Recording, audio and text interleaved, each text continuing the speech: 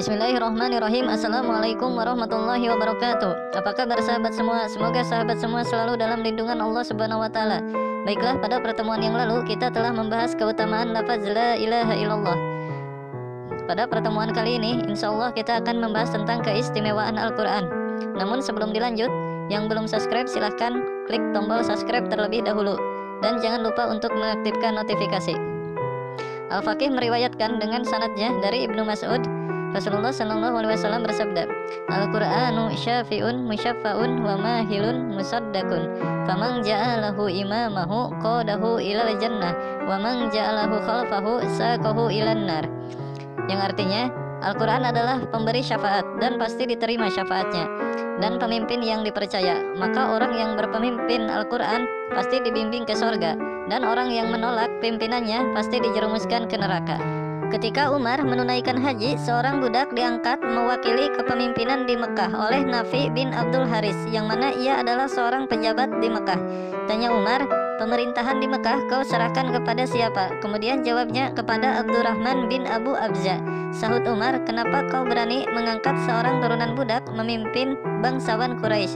Jawabnya, habis lainnya tiada lagi yang pandai tentang Al-Quran.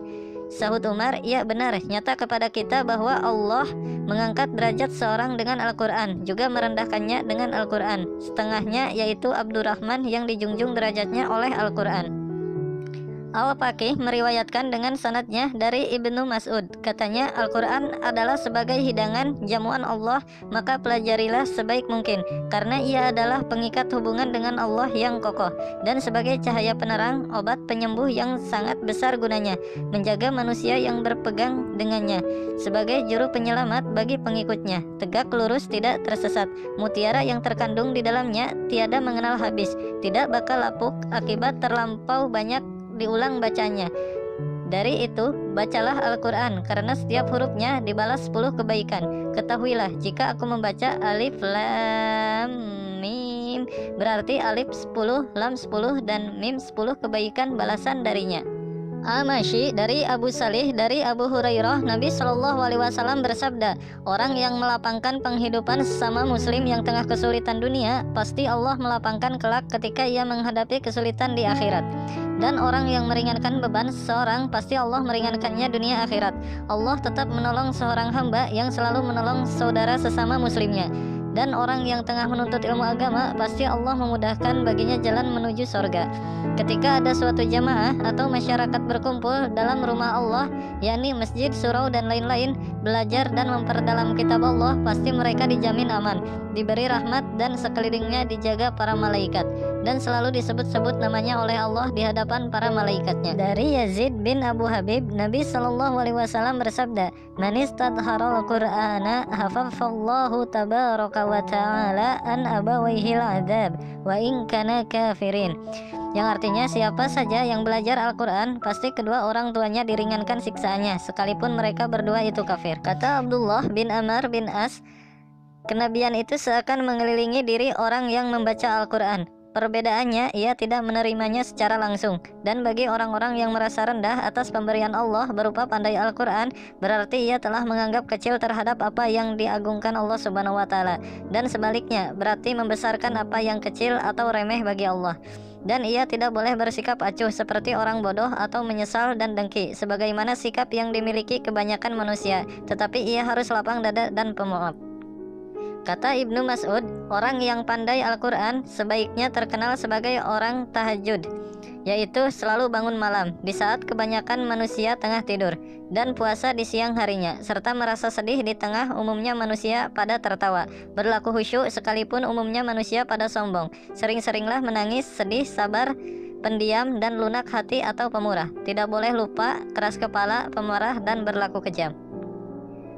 Dari Mu'az bin Jabal, Nabi Shallallahu Alaihi Wasallam bersabda, ada 3 perkara yang asing di dunia ini, yaitu Al-Quran di dada manusia yang zalim atau penganiaya, kemudian orang yang salih di tengah-tengah manusia yang jahat, kemudian yang terakhir, mushaf atau Al-Quran dijadikan pajangan di dalam rumah, tetapi tidak pernah dipelajari atau dibaca. Orang yang membaca Al-Quran seakan-akan ia melihat Nabi SAW, lalu ia membaca wa uhiya ilayya hadzal qur'anu li'undirakum bihi wa man balag, yang artinya Al-Quran diwahyukan kepadaku agar menjadi peringatan bagimu dan bagi orang-orang di sekitarnya. Quran Surah Al-An'am ayat 19. Ada sebuah hadis yang menyebutkan bahwa di sorga bertingkat sejumlah bilangan ayat Al-Quran, hingga diserukan kepada orang yang pandai Al-Quran kelak di hari kiamat, bacalah dan naiklah setingkat bagi setiap ayat. Jika hafalannya habis, maka diserukan pula, seandainya kamu melebihi ayat yang dibaca itu, pasti kami menambah pula bagimu. Demikian pernyataan Muhammad bin Ka'ab Quradli. Khalid bin Bashir dari Husain bin Ali, Nabi SAW bersabda, orang membaca Al-Quran tengah salat berdiri, pahala setiap hurufnya 100 kebaikan. Jika salatnya duduk, maka hanya separuhnya, yakni 50 kebaikan. Dan jika di luar salat, setiap hurufnya 10 kebaikan.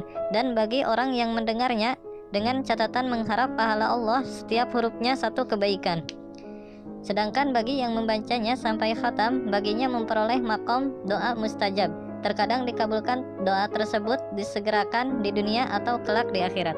Nabi SAW bersabda, salasatun la yastakhifu bihaqihinna illa munafikun, imamun muqsitun wa dhu syaibatin fil Islam wa hamilul Quran, yang artinya ada 3 faktor penyebab menjadi munafik bagi orang yang menghina atau merendahkannya, yaitu menghina pejabat atau pemimpin yang adil, kemudian menghina orang tua yang tetap teguh dalam Islam, kemudian yang ketiga menghina orang yang pandai membaca dan mengajarkan Al-Quran.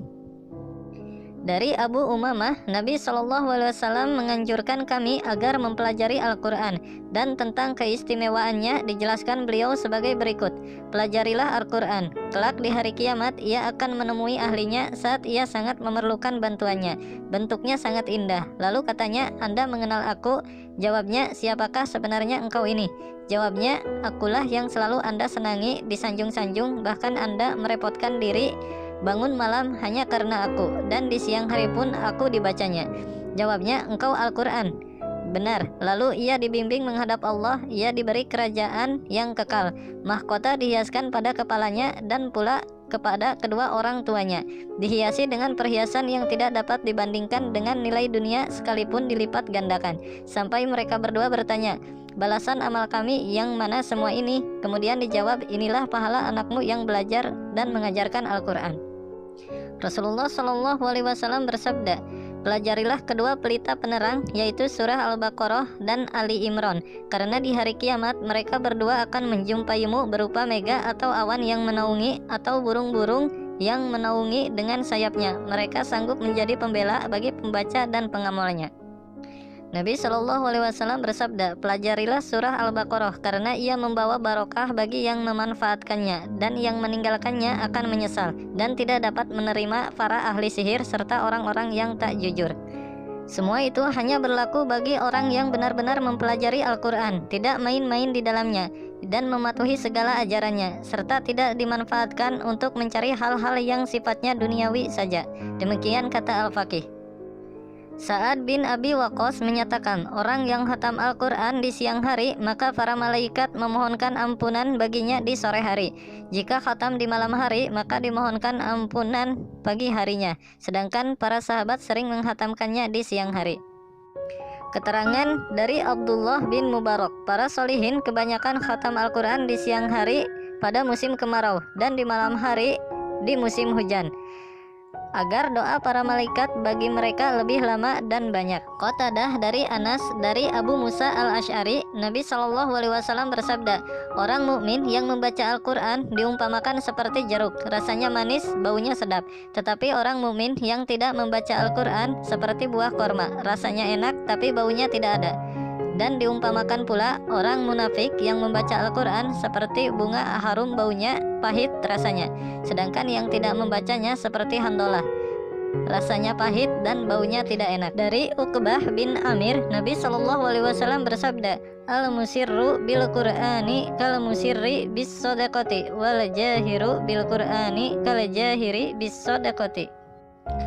Artinya, orang yang baca Al-Quran tartil pelan-pelan adalah seperti orang yang merahasiakan sedekahnya, sedangkan yang membacanya dengan suara keras adalah seperti orang yang bersedekah terang-terangan. Dari Walid bin Abdullah, Nabi SAW bersabda, "Uridat alayya dzunubu falam arfiha syai'an a'dama min hamilil Qur'an wa tarikihi."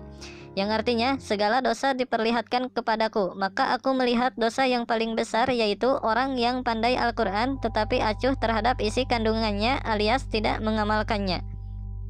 Dari Thalik bin Habib, Nabi SAW bersabda, orang yang mempelajari Al-Quran lalu melalaikannya dengan tiada alasan, maka direndahkan untuk setiap ayat satu tingkatan, dan kelak di hari kiamat berpenyakit kusta serta tiada pembela baginya. Dalam riwayat lain, Nabi SAW bersabda, orang yang belajar Al-Quran lalu melalaikannya dengan tidak beralasan tepat, maka kelak di hari kiamat berpenyakit kusta, yakni tangannya putus-putus. Ad-Dhahhak menyatakan, orang yang belajar Al-Quran lalu melalaikannya berarti akibat dari perbuatan dosanya. Lalu ia membaca, "Wa ma asabakum mim musibatin fabima kasabat aydikum wa ya'fu an katsir." Yang artinya, musibah yang menimpa dirimu adalah akibat perbuatan dosamu, dan banyak pula yang dimaafkan oleh Allah. Dan musibah terbesar yaitu melalaikan Al-Quran. Quran Surat Asy-Syura ayat 30. Al-Faqih meriwayatkan dengan sanadnya dari Abu Hanifah. Katanya, orang yang menghatamkan Al-Quran 2 kali dalam waktu setahun berarti ia sudah menunaikan kewajiban, karena beliau, Nabi SAW, membaca Al-Quran di hadapan Jibril setiap tahunnya hanya 1 kali. Dan pada tahun kewafatan beliau, Nabi SAW, beliau menghatamkan 2 kali. Wallahu a'lam bishawab. Tentang keistimewaan Al-Quran ini dikutip dari kitab Tanbihul Ghafilin. Semoga bermanfaat. Wallahul muwafiq ila aqwamit thoriq. Wassalamualaikum warahmatullahi wabarakatuh.